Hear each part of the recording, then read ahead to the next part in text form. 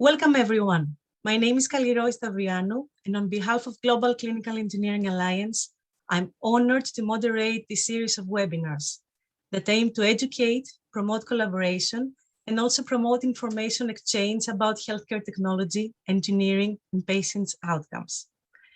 All our webinars are recorded, archived, and also live streamed on Facebook. Following the completion of the webinar, the recording material will be accessible on our website on www.globalcea.org/webinars. We are very happy to announce that there is a new feature for the webinar participants who may now fill a form and request for a certificate of attendance after the webinar is published on the website. Please note that at the bottom of the screen, you have a Q&A button where you are invited to submit questions to the faculty. And those questions will be addressed towards the end of the webinar or through a report in our website. In addition, for posting general comments only, there is the option of the chat box, which serves audience interaction. Today's webinar is the 9th in the series with the title Oxygen Concentrations for Individual Patients and Health Facilities. Now, I'm very pleased to give the floor to the webinar's moderator, Stefano Bergamasco, member of Italian Clinical Engineers Association, GCA Founders Council member, and director at MedTech Projects. Stefano, the floor is yours. Thank you, Kaliroi. Thank you so much. It's really a pleasure to have the opportunity to moderate this webinar. We planned to have this webinar last month.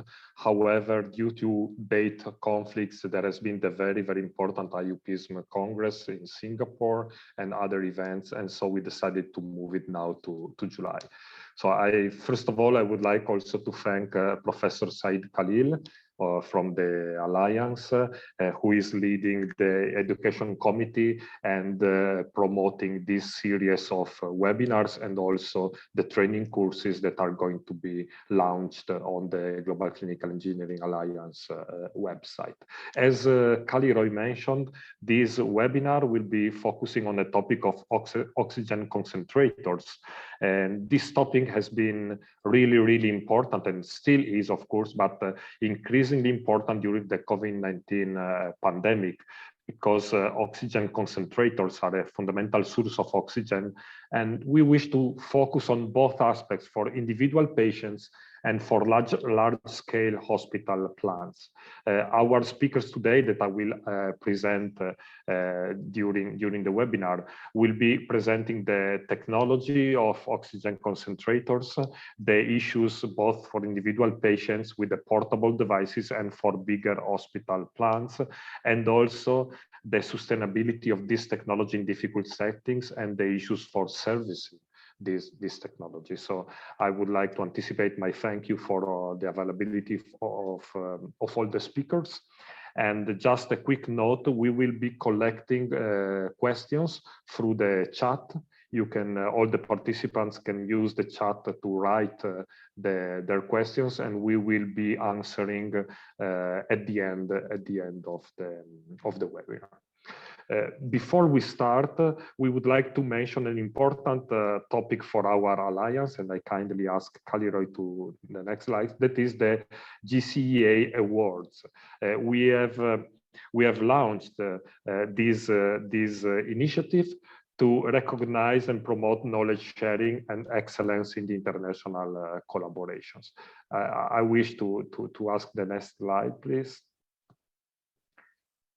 And we already awarded two awards in 2020 and in 2021. One for the clinical engineering performance was awarded to Jin Dong from China. And then we gave the the Collaborative Capacity Building Award to the Japanese Association for Clinical Engineers.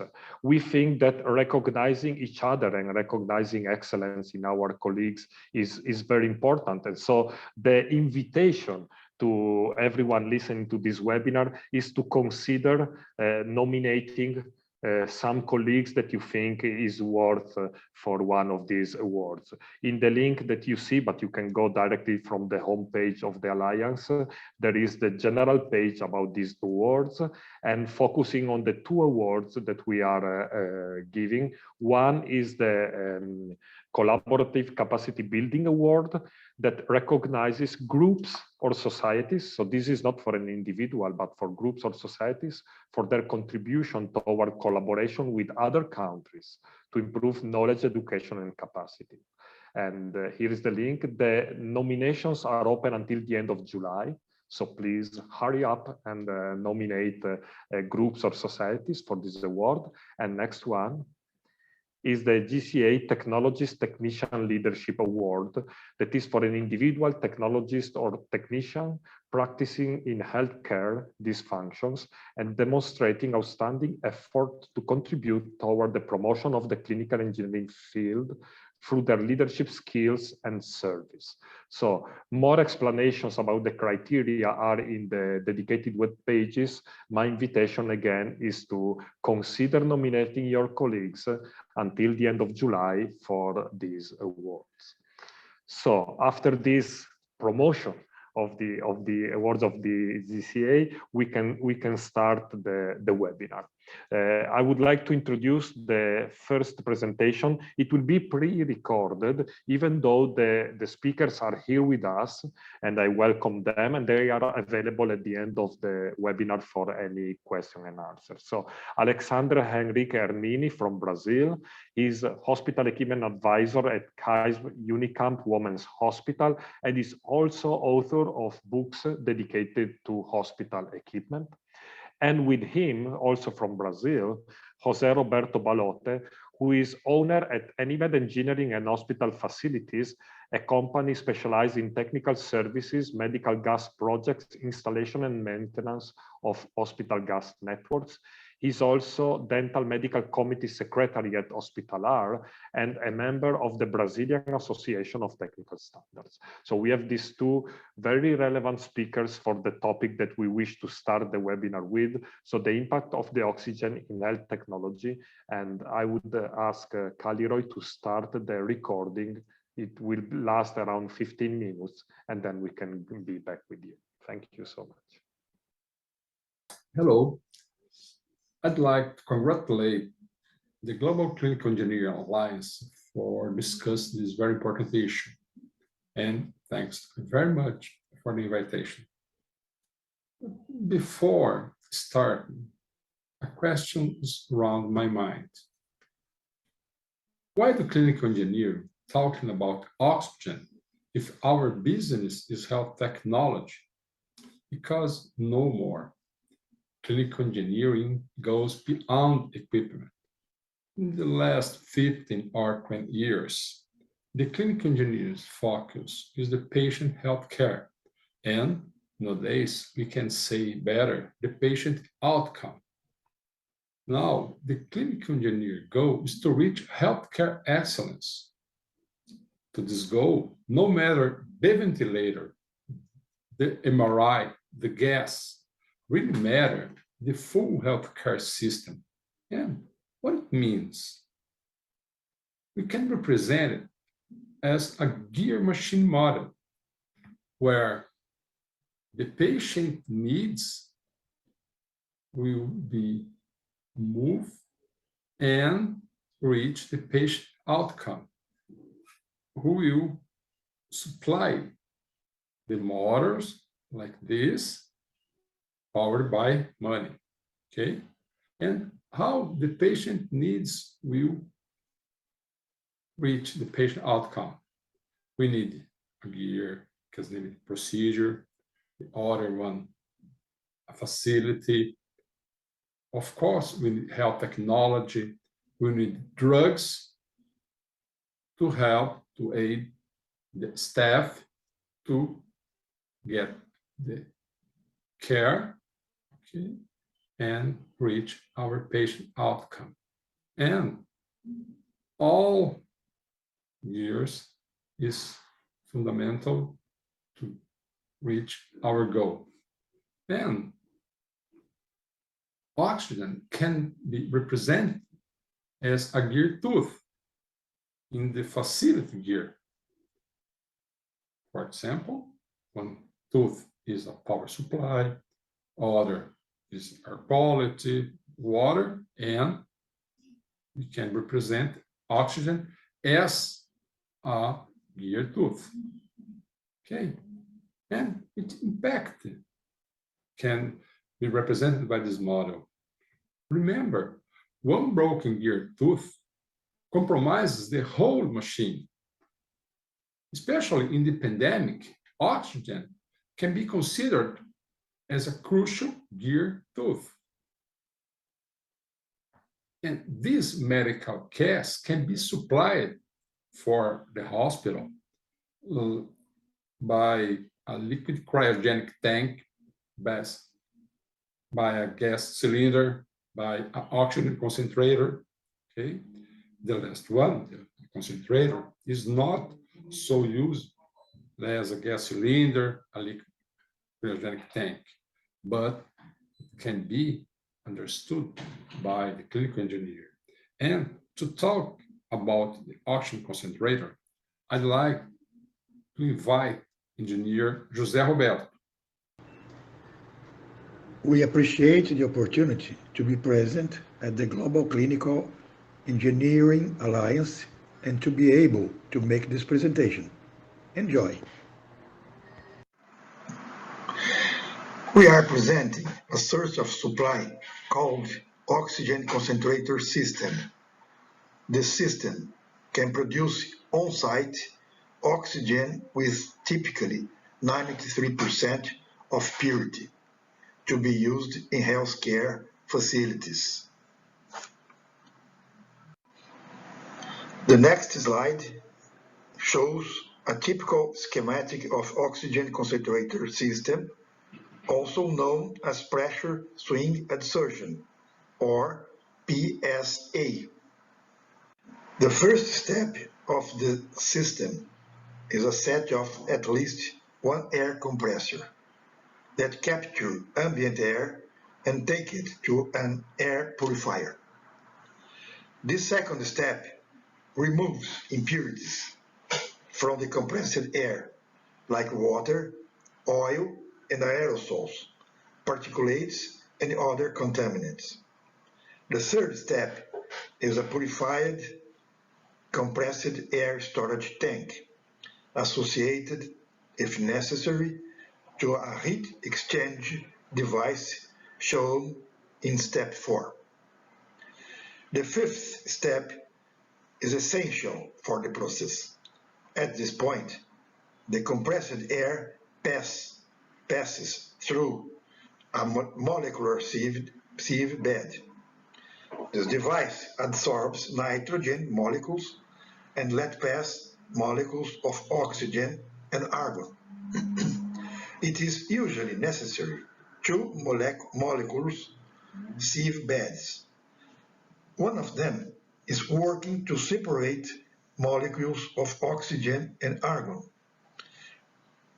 and retains molecules of nitrogen, while the other bed, saturated with nitrogen molecules, is in regeneration operation. The oxygen produced at this step has a purity of 93%.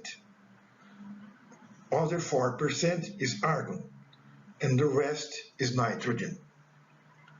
The next step is to storage the mixture in a reservoir. At this point, oxygen 93% is ready to be delivered to the healthcare pipeline.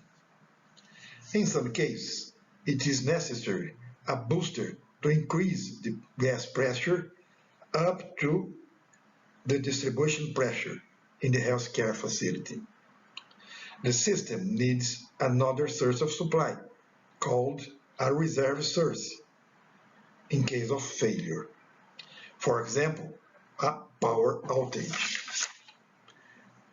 Step 7 shows a reserve source composed of a high-pressure cylinders supply system filled with oxygen 93 produced by the oxygen concentrator itself. This reserve source needs a booster bank, step 6, to increase pressure up to, for example, 200 bar. An alternative to this reserve source is a cryogenic liquid vessel with oxygen 99%. In the same way, if the oxygen concentrator fails, oxygen 99% is automatically delivered to the pipeline.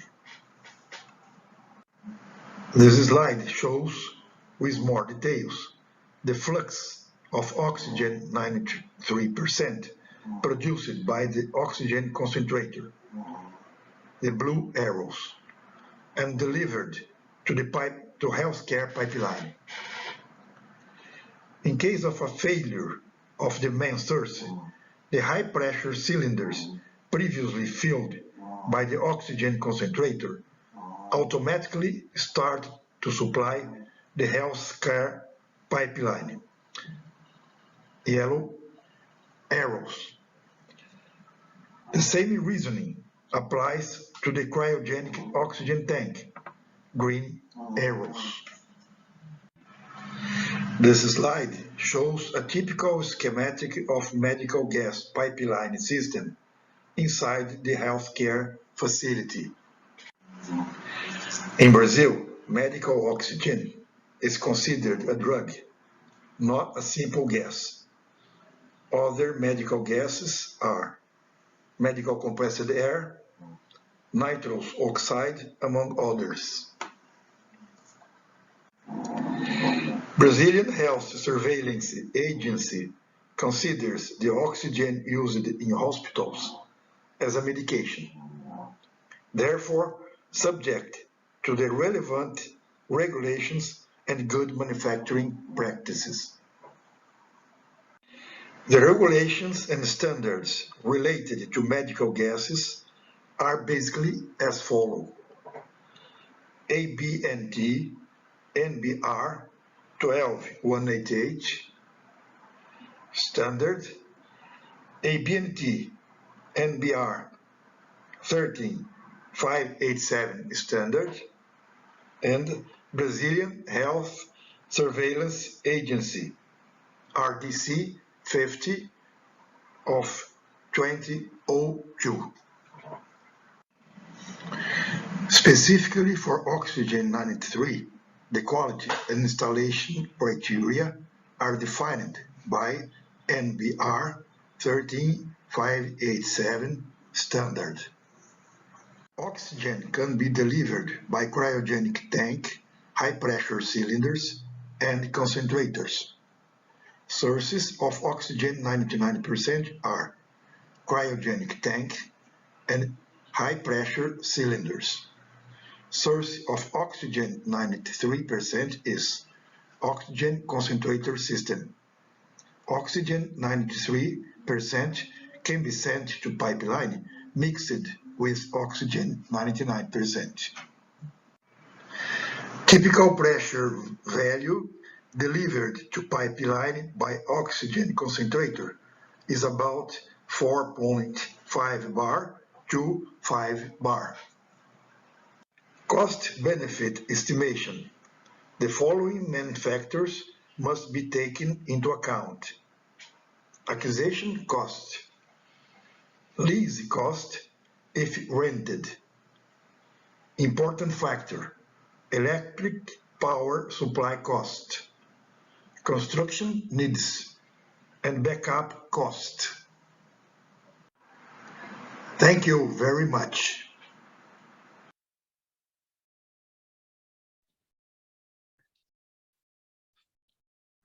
Thank you very much for this presentation and for giving this very interesting overview of the generation of oxygen in place to feed an hospital plant. The specific standards for Brazil have been presented, but of course, as it was mentioned in the presentation, every country has its own standards, or regional and international standards. And I think that in most countries, oxygen, as well as in Italy, for example, is considered a drug, medication, and treated as such. So thank you very much, and we will collect any questions for the discussion at the end of the webinar.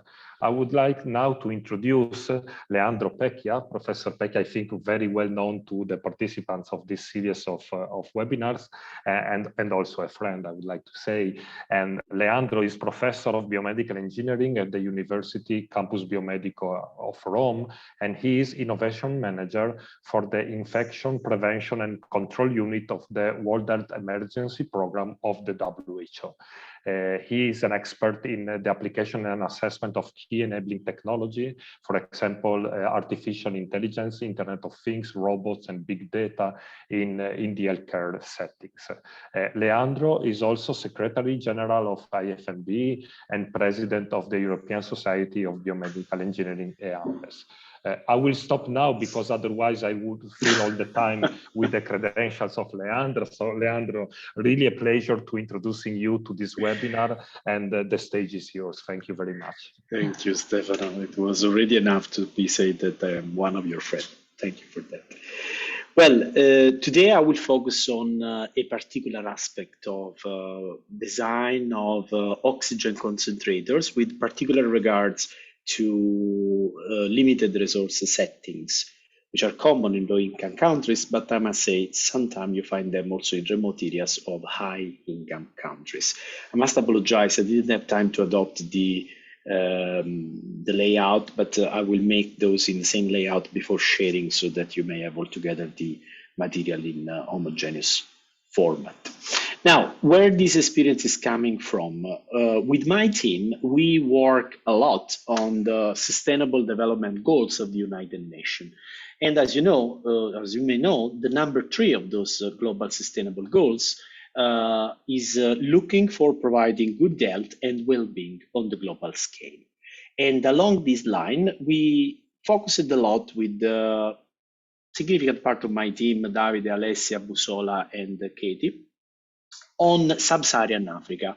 We ran a series of field studies, I would say 8 field studies in 2 years, in Benin, Ethiopia, South Africa, Nigeria, and Uganda.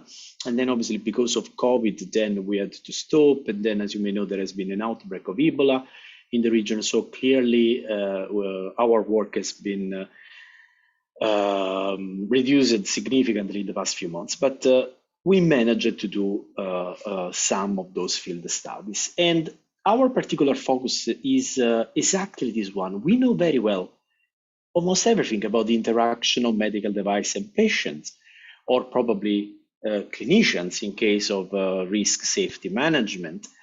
What we don't really know well, we do know, but not supported by scientific evidence, probably is the best way to say, is the interaction among medical device and the environment in which they work, especially when this environment is not as well as standardized as we normally expect it to be in the very high income countries. We must reflect on the fact that North America, Europe, and Japan altogether, they absorb more than 85% of the global market of medical device. So when manufacture medical device, including oxygen concentrator, they often have in mind mainly the situation that you would expect to find in an hospital in Canada, in the States, in Europe, or in Japan, which means very well-known standard. When you apply this technology in other contexts, in many low and middle income countries, well, the situation of the hospital may be much less standardized.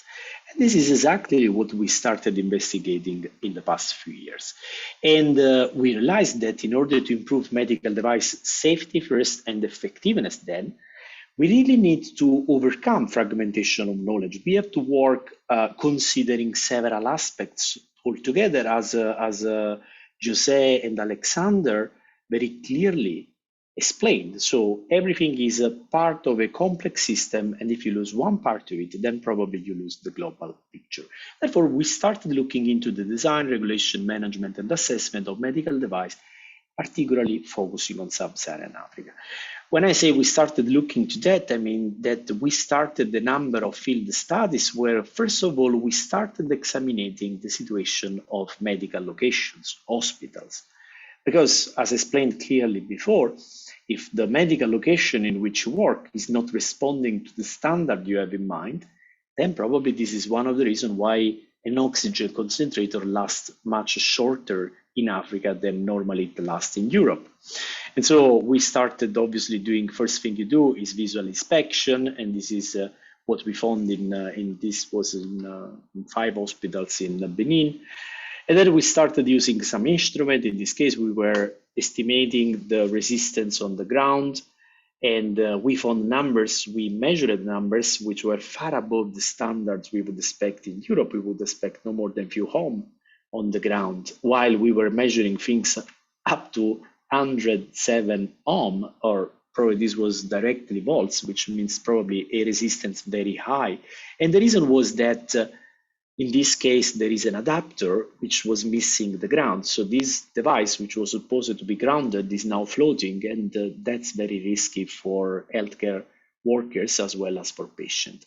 As well as we started investigating X-ray rooms, and guess what? These were the best places to make a phone call because it was fresh, but it means they are not shielded. While when you consider an hospital in the majority of high-income countries, those are shielded. Now, I don't want to spend too much time, but we started making instrumental measures, and we realized that the quality of the supplied current in the 90% of our measures, and okay, it was our fault, it was the raining season, so probably along the year the situation is different, was out of the quality range, which is the one you would expect to have from power supply in order to use a medical device in a safe condition. Now, the reason for that is that when we think to hospital in Europe, we have in mind, and in the States the same, and in Japan the same, some underlying assumption that you are respecting national regulations, and they are the fundamentals on which you apply then international standards. Then you have some minimum requirements, which normally are structural, infrastructure, technological. You need an equipotential node in a surgical theater in order to avoid the risk of microshock. And then organizational, you need a number of specialized people in order to run an hospital, both clinical people, clinical engineer, and so on and so forth. And whatever you know about the medical device basically stands on those pillars that you assume as granted, because the wide majority of medical device market is designed keeping in mind those standards. Not all, I cannot say all, but the wide majority. So just moving a device from France to Benin doesn't mean that you probably cannot expect the same level of safety, durability, and effectiveness. Because if there is not a national regulatory framework, it's not the case of Benin, but there are many countries which have much less articulated national regulations for hospital than Benin. If national standards, we heard some before from Brazil, are not respected, that those minimum requirements are not respected, then basically whatever you know about medical device safety and effectiveness needs now to be questioned. Now, in this wide context, we started investigating oxygen concentrators. This is just one of the story. We did several. This was just a nurse calling us because the ventilator was not working as expected. Basically, she told us, when I move it to 1, it goes to 1. When I move it to 2, it doubles. When I go to 3, 4, 5, it doesn't provide more oxygen. This is how she expressed the project. We opened the machine and we found literally more than 1 finger of dust. I don't know if this image is clear. And this is not what you expect to see in an hospital in Europe, because you expect to have some filtering of the air where the machine is used.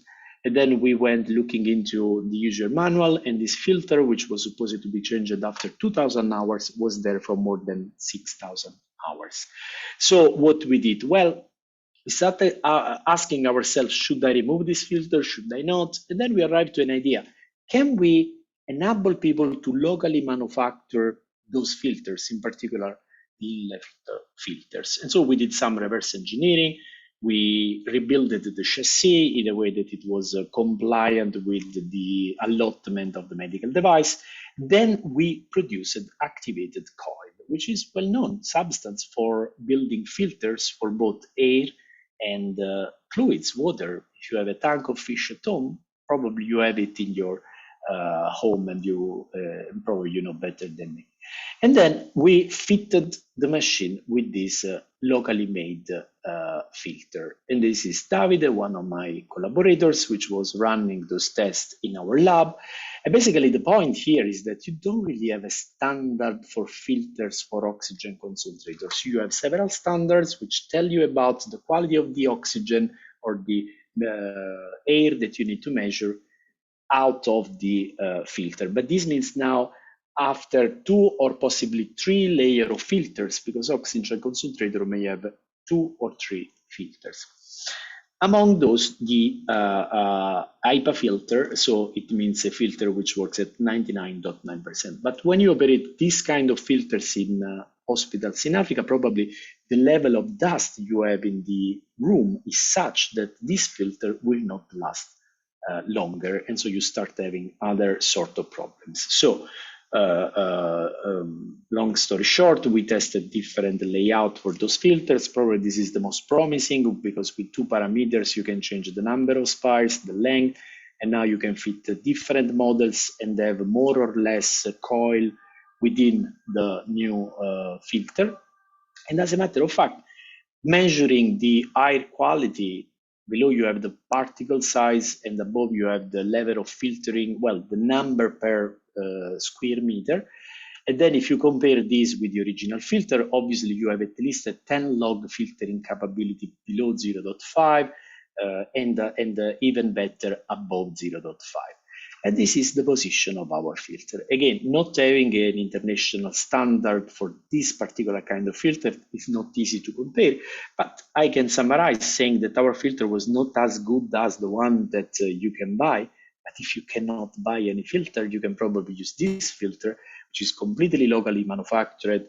You can produce activated carbon wherever, and probably change it more often than you would do with an original one.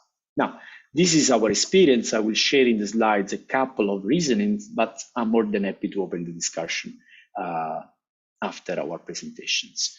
Thank you for your attention. Back to you, Stefano. Thank you, Leandro. So we have seen one specific issue with the oxygen concentrators and the specific issues in difficult settings. The focus of the project that Leandro explained was, as we heard, about the filtering component. There are many components in an oxygen concentrators, and there could be many issues. And as Leandro clearly explained, simple things that may be trivial to solve in Italy, for example, could be challenging and stopping the device in other settings.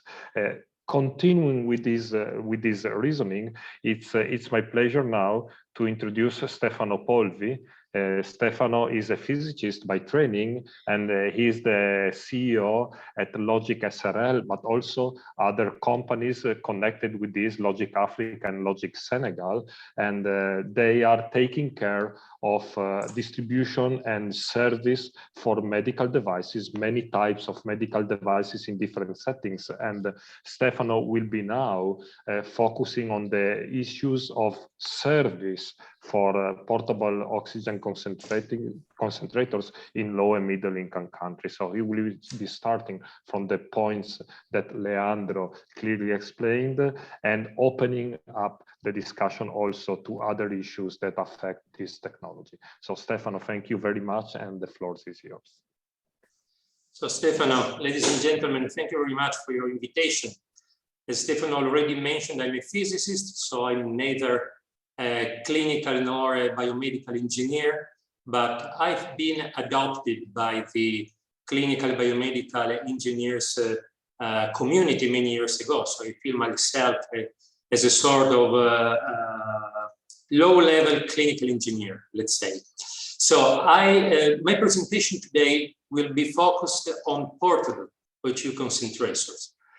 I mentioned that I will discuss about service issues in low and medium income countries, but indeed I will be more focused on low income countries, and in particular in Africa, because I know a little bit more Africa than other countries. So first point is that portable or oxygen concentrators are very popular, not only at home, but also in hospitals. Why? Because it is much easier to put a portable oxygen concentrator near a bed than bringing new gas lines in the hospital. So I have a rough calculation that in a typical African hospital, you can find at least 1 unit per 10 beds, but most probably even more. In fact, the actual quantity is not available due to unreliable inventories and also a larger stock of equipment that is not really in working conditions. Why? Because there is a very poor preventive maintenance. And moreover, there is the famous African red dust that Leandro already mentioned. I realized that there are many people connected from African countries, and they well know how the red African dust is everywhere, including in the portable oxygen concentrator. Then you have an additional problem that is the unstable power supply. The final result is that the expected life in oxygen concentrator in Africa and in low-income countries is lower than it should be. What is the cost for a portable oxygen concentrator? The range is between $400 US up to 3,000, depending by the quality, by the brand reputation, by the flow. So please, next slide. Therefore, the price is really not always, but it is somehow connected with the quality of the equipment. So previous speakers already mentioned how oxygen concentrators work. The basic idea is very simple. You have some filters, a compressor. It is collecting the air, the fresh air from the environment. Then you have the cylinder that is called sieve bed, molecular sieve bed. Outside from this sieve bed, you get, let's say, pure oxygen flow. And then you have flow meter, and then you reach the patient. You have 2 sieve beds because the first sieve bed is absorbing nitrogen. The other one is releasing the nitrogen to the environment. So the combination of these 2 cylinders, or these 2 molecular sieve beds, is providing a continuous flow of oxygen. So next slide, please. So what are the main service issues on portable oxygen concentrators?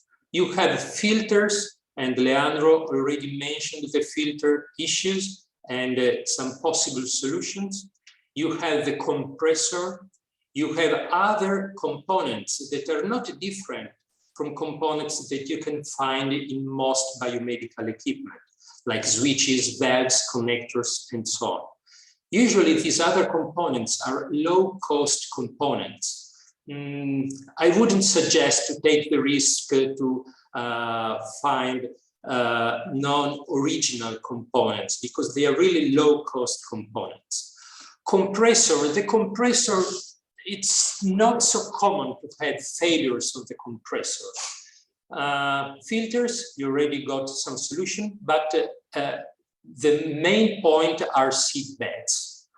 First of all, because when you have a reduction in the performances of the oxygen concentrator, you cannot replace just one cylinder.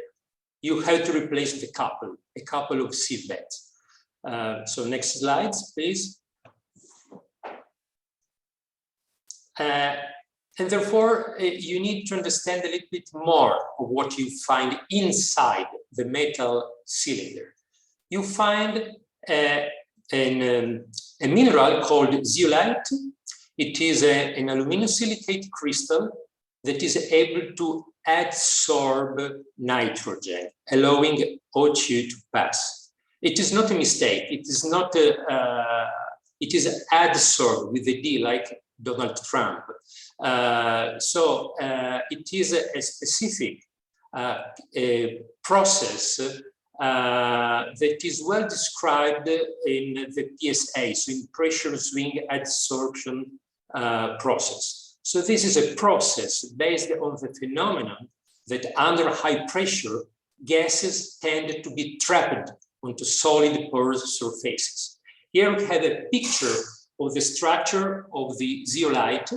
The purple balls are the molecules of nitrogen. And when the pressure is high enough, the zeolite collect and adsorb these molecules. And just the oxygen can pass on. So this is the basic idea of oxygen concentrators, both large systems and portable ones. So next slide, please. Why should zeolite start stopping? Why should it start working? You have a list of possible causes. So dust, we already spoke about the dust. You have moisture. If you are working in tropical areas, moisture is higher than it should be in a hospital. No preventive maintenance, or better, not enough. And sometimes you can have air or oxygen leakage. So the final result is that the expected life for portable oxygen concentrators, seed beds, should be roughly 5 years. And this is the actual situation that we find in Western or high-income countries. But instead, the actual life for portable oxygen concentrator seed beds in low-income countries, it is 2 years. Most of the time is much less. So this is an issue. So how can we solve this issue? And why is it an actual issue? Next slide, please.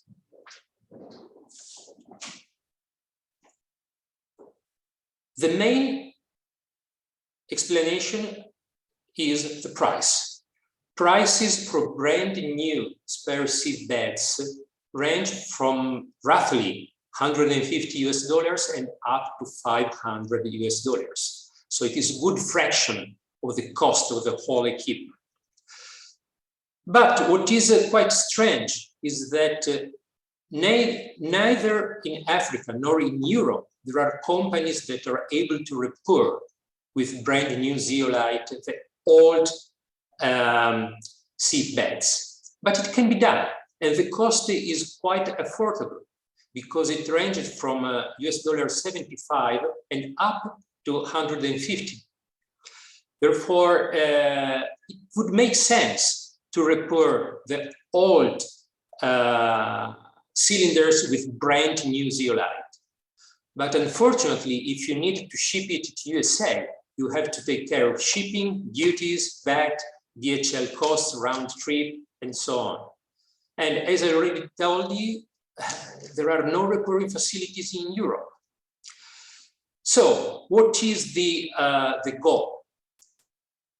Should we be able to open a repairing facility in low, medium income countries, it would greatly reduce the working cost because we could buy from the manufacturer the fresh, brand new zeolite and then to repair the seed beds. But we can go a step ahead because should we be able to regenerate the old zeolite inside in the low medium income countries and reuse it for repouring, it really would be bingo, because it would greatly reduce the maintenance cost for the portable oxygen concentrators. Next slide, please. So, before doing it, we have to solve both technical issues and regulatory issues. Technical issues. Do we really have, or can we acquire the technology to properly open the seabed cylinders without damaging? Here, I already have the answer. The answer is yes, it can be done. It can be done in the USA, it can be done in Europe, it can be done in Africa and in any other country. You just needed to have the skill to do it and to have a limited quantity of parts. Can we get on the market the full range of gaskets, seals, ring, connectors, tubes to make the seabeds ready for repouring? Yes, you can be done. It can be done. It can be done. These components are always available on the market. Can we locate on the market certified suppliers for medical zeolite, or can we generate the old zeolite? Yes and no. I mean, you can easily find certified suppliers. Just put on the web the word medical zeolite and so on. You get tens of manufacturers. Can we regenerate the old zeolite? We are studying. I don't have a final answer right now, but most probably the final answer will be yes. Can we arrange the repair without compromising the quality of the zeolite? It's a matter of discussion, because it is strictly connected with the regulatory issues. And finally, can we test the repaired seabeds and prove that their performances are exactly the same as the brand new OEM seabeds? It has to be checked. And what about regulatory issues? So, for example, what about the exhausted zeolite? Should it be considered as a contaminated hospital waste? Most probably no, but it has to be investigated. What are the applicable international norms and rules? We would perform a repair, so should we apply the IEC 62353 norm only or something more? And what are the tests and how should they be performed after the repair? And in case of regenerated zeolite, what are the applicable reference norms also in terms of safety? So is an engineer safe if it opens without any protection the seabed and it breathes some fragments of zeolite? And last point, is there any local FDA special norm regarding zeolite, chemicals, oxygen concentrators, and so on? You will know that there are some countries where, for example, it is forbidden to import used or refurbished equipment. Will it be possible to import fresh zeolite if you declare that you want to repair the seabeds? It is a matter of discussion and we need to investigate a little bit more. Next slide, please. So, what's new on the market? Our company, Logic, and the University Campus Biomedical, Leandro Pecchia, who spoke before me, is from this university, recently launched a joint R&D program with the aim to assess the pending technical and regulatory issues on the regeneration of zeolites. This R&D program will include a detailed evaluation on the possible use in agriculture of exhausted zeolites. It will include a detailed evaluation of the effectiveness of the method and detailed evaluation of the compliance to international and local existing norms, a detailed evaluation about safety and contamination of the materials involved.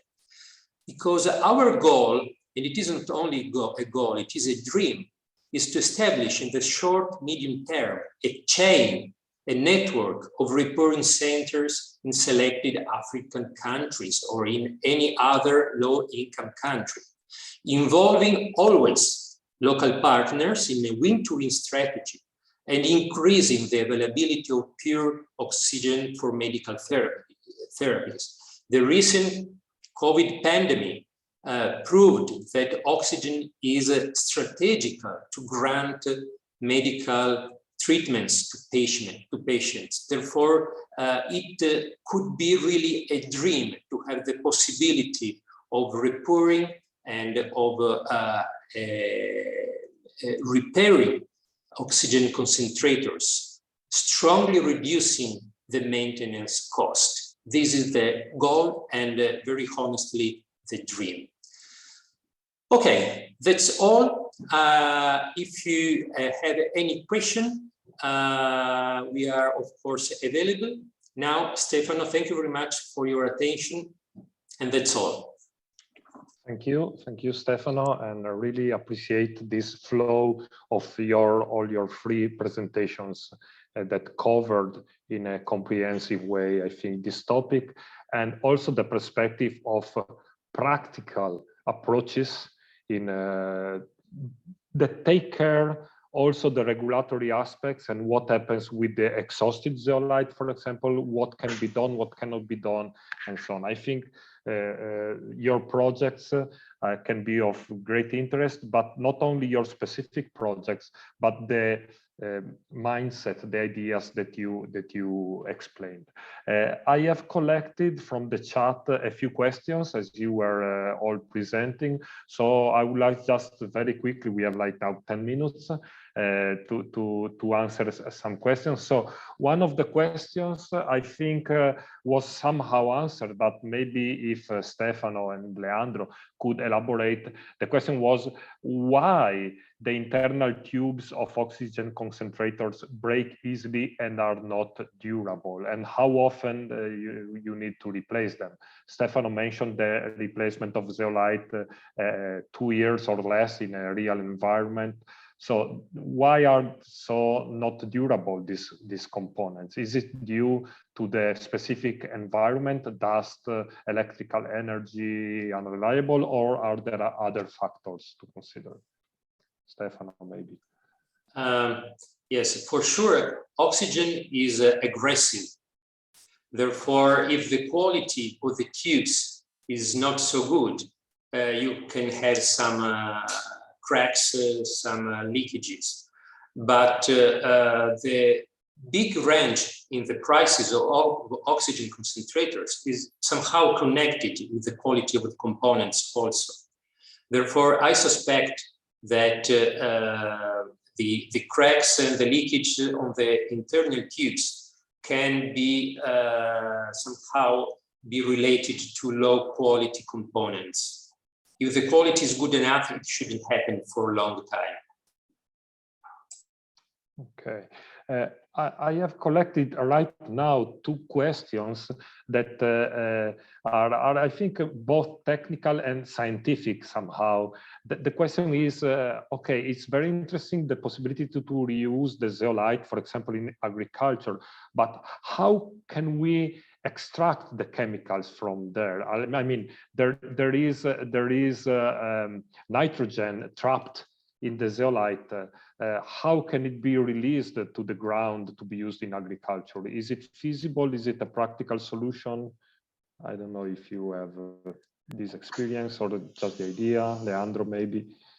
Or... Yeah, well, the truth is that we don't have yet the correct answer. As Stefano clearly explained, this is an adventure that we are starting literally now. But we know that this is a process that you can revert. So we are now trying to engineerize this process and make it doable in accessible facilities, because obviously, as Stefano correctly said, probably you don't need that in high-income countries. You need that mostly in lower income countries. Well, I do think this would be interesting also in Europe, because don't forget that medical device domain as a whole system, including hospital, is the fourth cause for pollution in the world and global warming. So we should really start opening this box and honestly see how we can reduce the footprint of our domain on the environment. So it would be relevant also for high-income countries, to be honest. But clearly, it is more important and urgent to find the solution for lower-income countries. And the question is not if that's possible. We are sure this is doable. Is how we can make this accessible in the context, which are the ones that we have seen before, because you will have dust and humidity in the hospital, but you will have the same dust and humidity probably in the place where you want to have the process for regeneration or production of zeolites. So those are the challenges that we are facing now. Ask again in 12 months, I am sure we will have a very good answer. Very good, interesting. Stefano, maybe you wanted to add something? Yes, I would like just to add about the question regarding agriculture, because I'm fond of agriculture, therefore it is a quite interesting point. So first point, when you open the cylinder and the zeolite stay in touch with the normal atmosphere, the nitrogen is immediately released. Therefore, you cannot keep it linked to the zeolite and use it as a fertilizer. So nitrogen, unfortunately, is immediately released in the atmosphere. But zeolite itself is considered a very good product for agriculture because it helps to improve the quality of the soil. Therefore, if it's not contaminated, some varieties of zeolites are really very helpful for agriculture. Of course, up to today, I've never heard about studies regarding the use of medical zeolites moving from the hospital to the ground. Therefore, it's also another point that is a matter of investigation. Yeah. Actually, the actual implementation of these projects is challenging, but very much interesting and promising. I collected a couple of questions that could go both to Alexandre and Jose Roberto, maybe, talking about cost effectiveness, because there was a comment about so many portable oxygen concentrators in African hospitals, and maybe it would be more strategic and cost effective to have, as you explained in your presentation, a central oxygen distribution system at the hospital. Probably there are challenges there to overcome. So maybe a comment about the overall cost of setting up this kind and difficulties of setting up this kind of plans, and if it's really the solution to have a lot of portable oxygen concentrators, what are the cost effectiveness consideration to be done. So maybe Jose Roberto could elaborate on this, or Alexandre. Are you hearing me? Yes. Okay, thank you. The question is so different application about the systems that for a hospital. The first one, the cost is in Brazil. We are a wide country. It depends on the region and are we using. The costs involved electricity and how easy to supply the tank. Okay, it's different for us. Okay, in fact, the cost effectiveness of this is for our reality in Brazil is really depends. But because some places is very very expensive. The oxygens, for example, like Amazon. Okay, and there the cost effectiveness is better. You use oxygen concentrator, okay, because you have so very expensive oxygen supplied by other ways like this.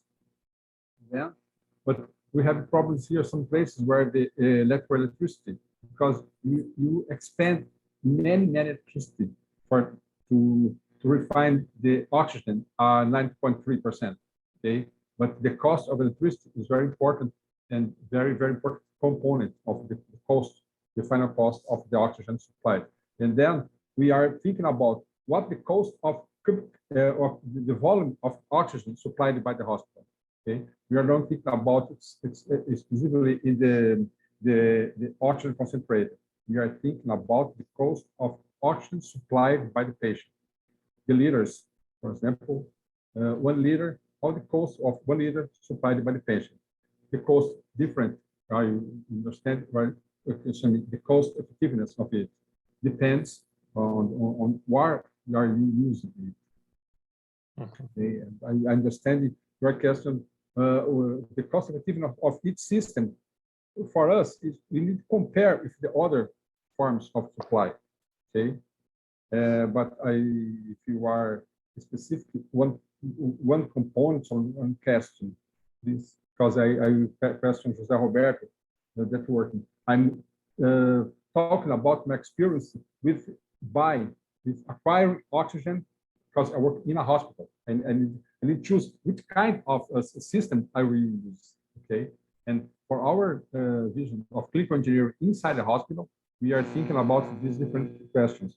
How it costs the oxygen that will supply from a patient. Okay, it depends the region and the cost of each other ways. For example, tank or cylinder, or some places a concentrator. I have experience in the 3 forms of supply oxygen in the hospital. You raised a very interesting point. I think I didn't think of as you were speaking that we have not only 2 options, but we have 3 options, because the first option being you deliver directly the tanks with the oxygen, and then you have the concentrators, and it could be portable concentrators or hospital plants.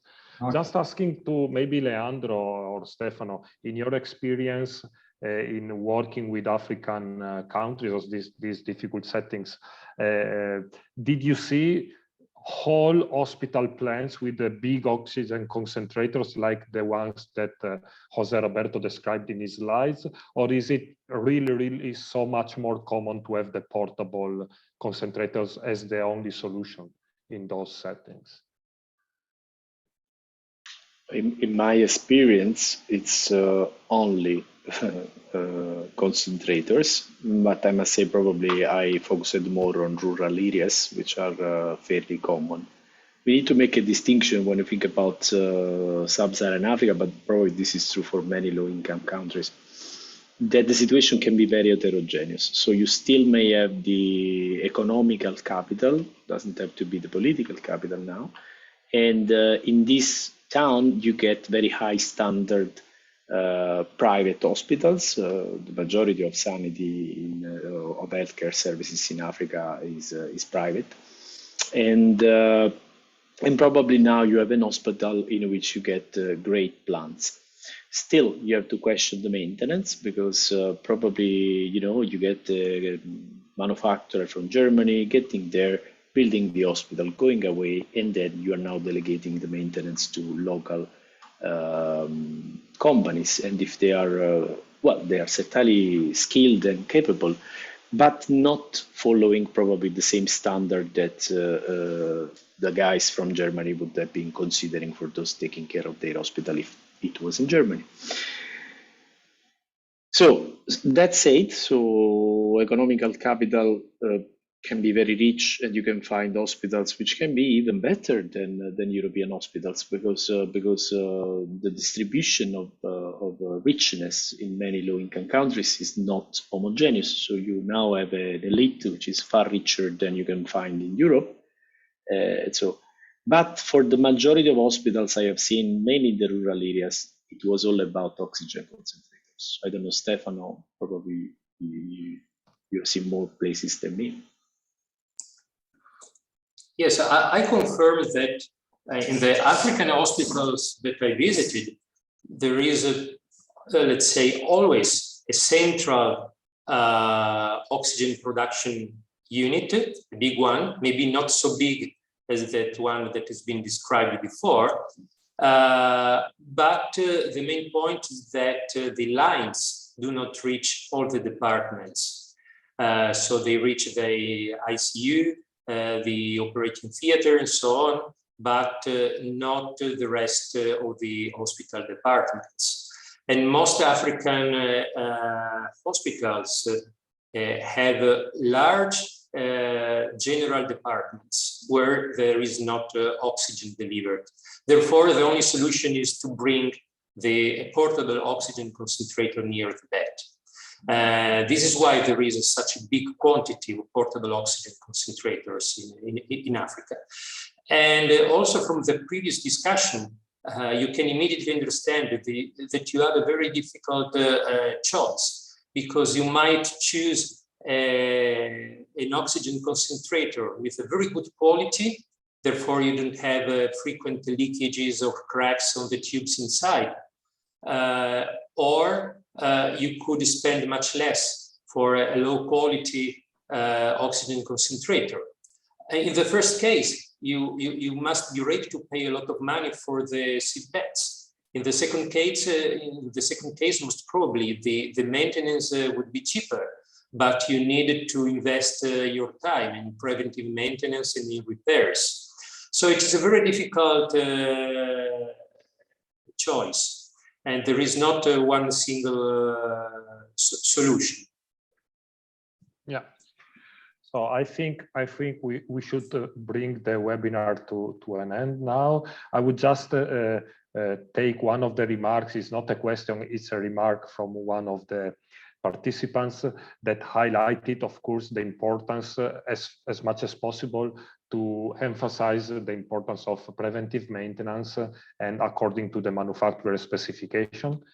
Of course, this is the starting point for all clinical engineering activities.